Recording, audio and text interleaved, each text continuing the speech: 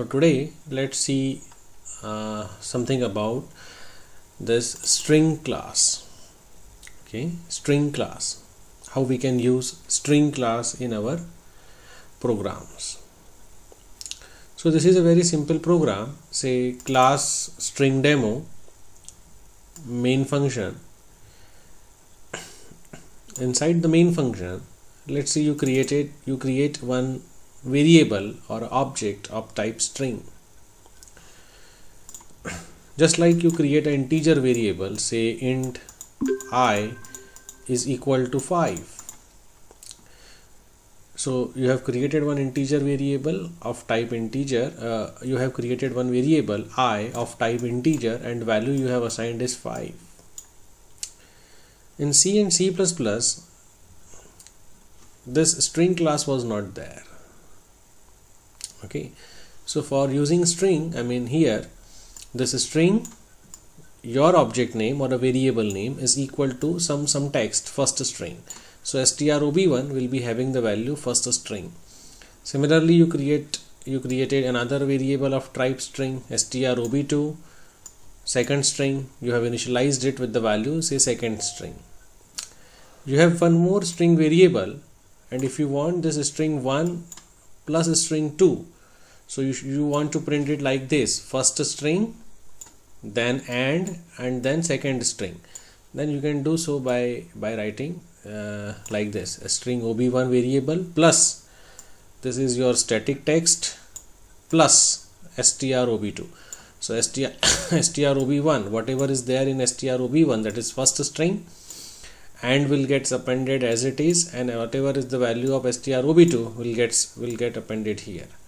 And if you print all those three in the first system.out.println, you will see the output, you will see the content of ob1, you will see the content of ob2, you will see the content of ob3.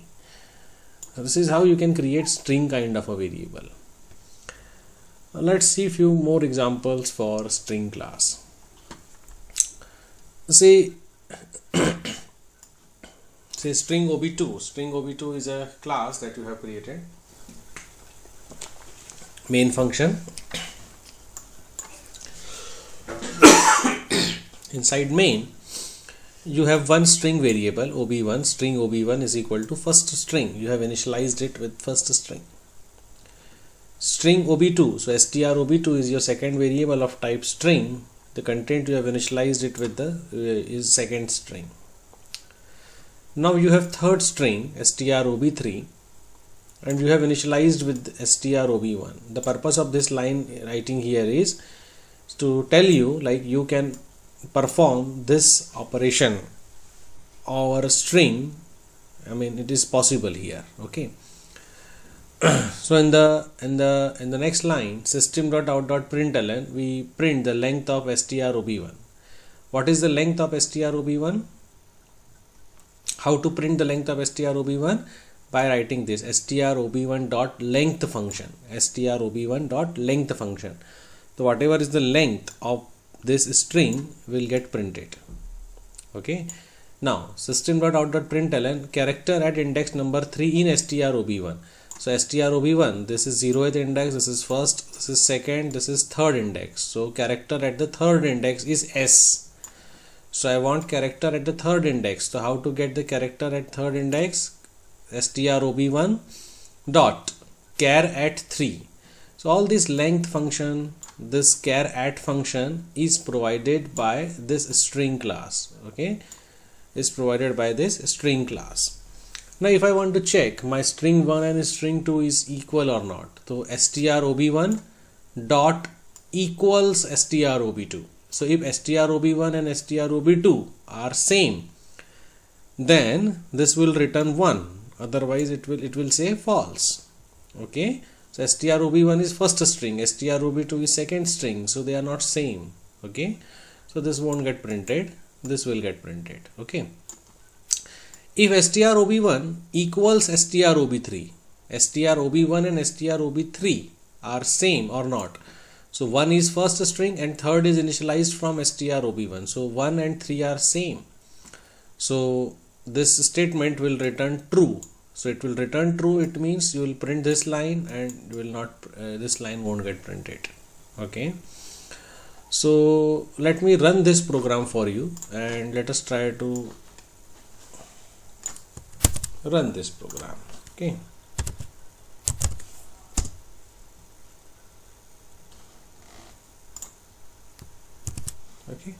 so my class name is string demo2, so I'll save this with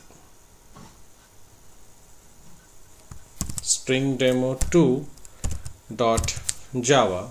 Okay, I'll save this with string demo2 dot java.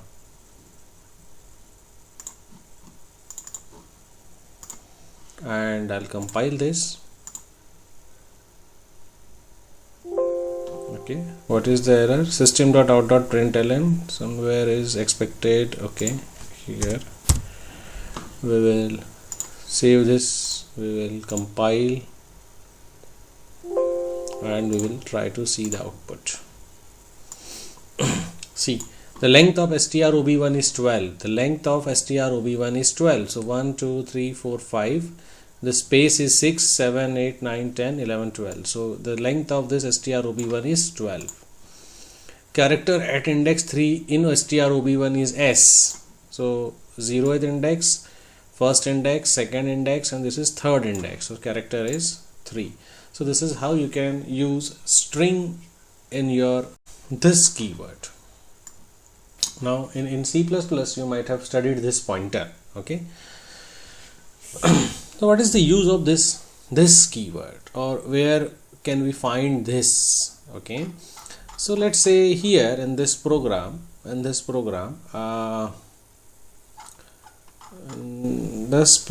okay, here say in this program you have created two objects. One is mybox1 and another one is mybox2. Okay, so mybox1 and mybox2 are the two different objects that you have created for class box. So we know when we create mybox1, mybox1 will get created, another is mybox2 will be created, and these are two different objects. What we will contain in mybox1 is width, height, depth, and few functions. Here we will have width, height, depth, and few functions. Okay, so in actually this is the way we have seen. Here we will contain one volume function, here we will contain one volume function, but actually it is not like the case. It is not like this. In actual scenario, the variables width, height, and depth, these are the class variables. So these variables will be part of each object. So one will contain width, height, and depth, two will contain width, height, and depth. But these functions are not separate for each object. In actual scenario, how your objects will look like, say your objects will look like this. So you have one object, you have mybox2 object. In your this object you will have variable width, height, depth. Here also you will have width, height, and depth, and there is some space where you will store all functions. The function gets stored for only one time. So what will happen? Say mybox1.volume, mybox1.volume, when you call this line. So mybox1.volume, when you call this line, this function gets called volume function. And inside this volume function, you have written this width multiplied by height multiplied by depth. So this width, height, and depth is referring to this width, this height, and this depth. So when you call mybox2.volume, so mybox2.volume will call this volume function, and inside this volume function you have written width, height, and depth. Now this width, height and depth will refer to this variable and this variable. So the point is, the moral of the story is, here in the volume function we have written only one time. In the volume function we have width multiplied by height multiplied by depth. We have not specified whether this width and height and depth function written in the variable written in the volume function is for my box 1 or my box 2. So when we call this volume function with respect to my box 1, this width, this height and this depth will refer to my box 1 object. When we call this function with respect to my box 2 dot volume, so this width, this height and this depth will refer to my box 2 object. The moral of the story is, this width, this height and this depth variable will refer to the object using which we have called this volume function. So this particular behavior is through the use of this keyword. What is this? This is a keyword which stores the reference of an object, which is under consideration. So when we call this my box 1 dot volume, so my box 1 is now under consideration. So we know how this my box 1 will look like. My box 1 we have seen. Now this my box 1 will point to some memory location where width, height and depth is stored. My box 2 will point to a memory location where the width, height and depth is stored. We have seen this. So what this will contain? If we call this my box 1 dot volume, this particular line, your this refers to my box 1. Okay. If you call this my box 2 dot volume line, your this refers to my box 2. And all the variables which are associated with your current reference. Okay. So this is why this width, height and depth, this variable will refer to different memory location based upon the current reference through which you have called the function. Okay. So this is the logic of this. This is the logic of this. Say here, sometimes a method will need to refer to the object that invoked it. Okay, method needs to refer to the object that invoked it. When I refer my box 1 dot volume, so volume function will refer to the object my box 1. When I call my box 2 dot volume, so volume function will refer to the object using which it has called, I mean my box 2. To allow this, Java defines the this keyword. This can be used inside any method to refer to the current object. I mean, we have used only this. I mean, width is equal to W, height is equal to H and depth is equal to D.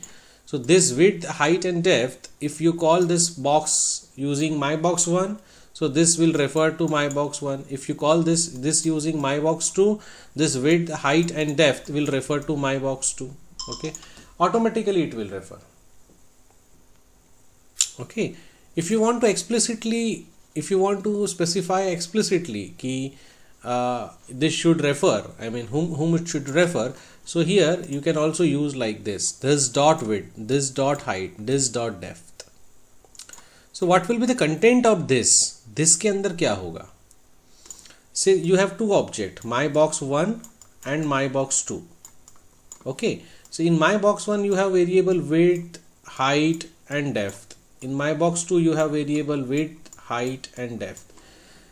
There is one this reference. Okay, so when you call my box 1 dot say this box constructor, my box 1, while creating my box 1 object, this constructor gets called.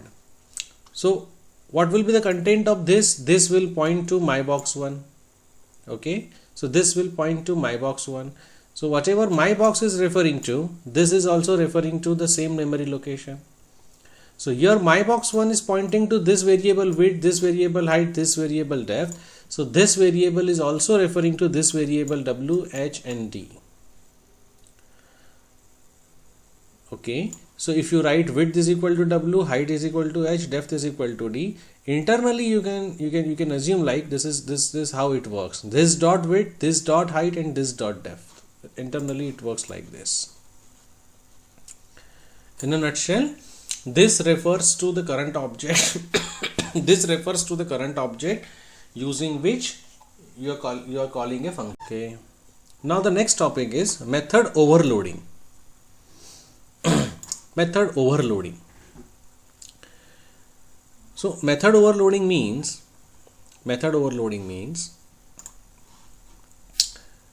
see, in a class, see, this is the class overload demo. So overload demo is a class name of your choice.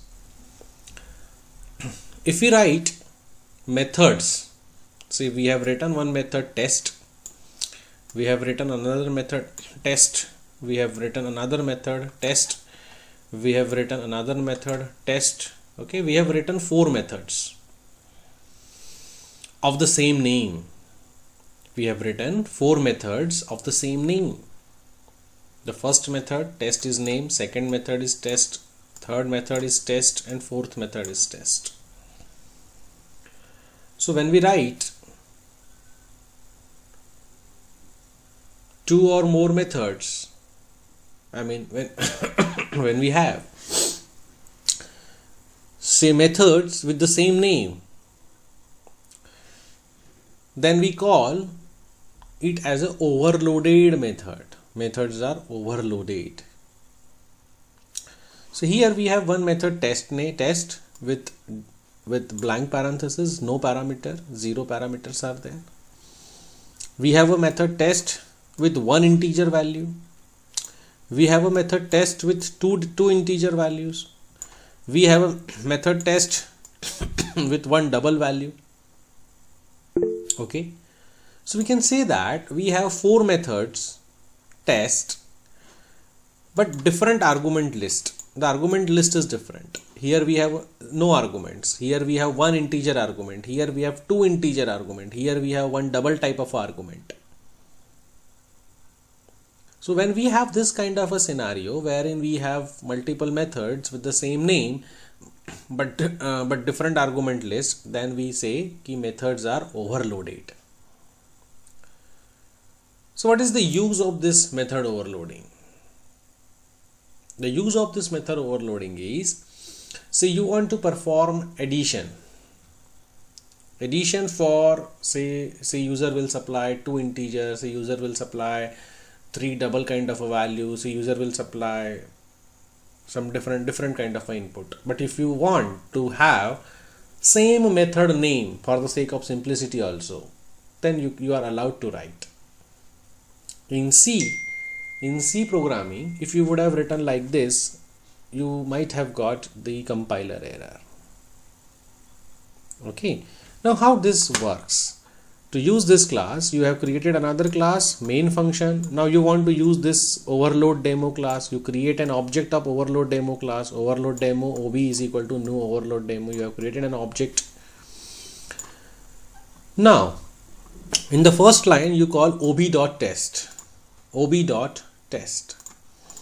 So you want to use the version of test function. You want to use the version of test with 0 argument. So when you use ob.test, this will give call to this function, and you can see output as no parameters. If you give call to ob.test10, so you want to use a function, you want to use a version of test function wherein you pass only 1 integer value. So out of these 4 functions, you search where is the definition of a test which accepts 1 integer value. So you'll get this one.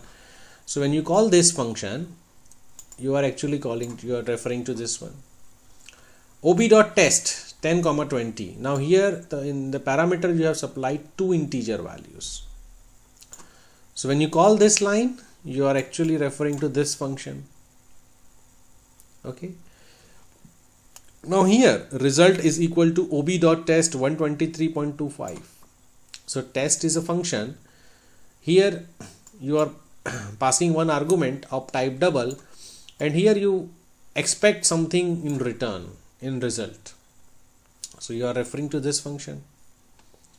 So this function is a test. It accepts one argument from the user, so it is 1 to 123.25. then system.out.println, you will print the value of a, return a multiplied by a. So the value of a is 123.25, so 123.25 multiplied by 123.25 whatever will be the answer, you will return it. That's why the return type is mentioned as double, and whatever value you will return from here, you will save it in the result variable, and here you will print the system.result of ob.test is equal to plus result. So this is how this function overloading or method overloading works. Like you have done method overloading, you can do so the constructor overloading. I mean, constructor is a special member function. So whatever you can do with the function, the same thing is applied, can be applied to the constructors. Okay. So here, let's say you have a class box. Inside box, you have three different variables: width, height, and depth.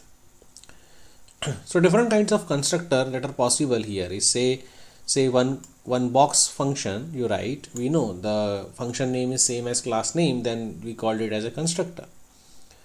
Here is another definition of a constructor. Here is another definition of a constructor. So box, box, box. These three are constructors, but the arguments are different. See, here we don't have any arguments. Here we have three double kind of argument. Here we have only one double argument. Okay. So while using this class, when a user will create an object, say box my box1 is equal to new box 10, 20, 15. So after this line, constructor gets called automatically at the time of object creation. This we know. Now we have three constructor: constructor 1, constructor 2, and constructor 3. So for this first line, which constructor should get called? The constructor which accepts three arguments 10, 20, and 15.